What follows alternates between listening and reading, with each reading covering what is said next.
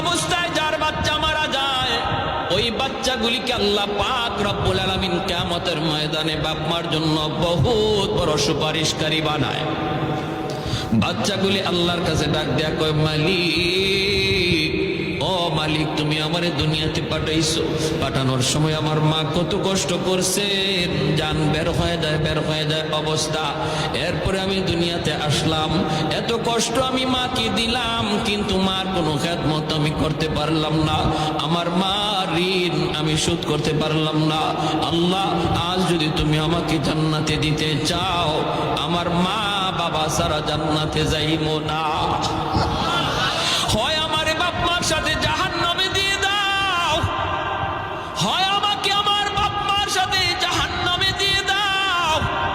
রব্বুল আলামিন তখন বলে, বান্দারে, আমি আল্লাহর আদত হচ্ছে জাহান্নামীকে জান্নাতে দেওয়া,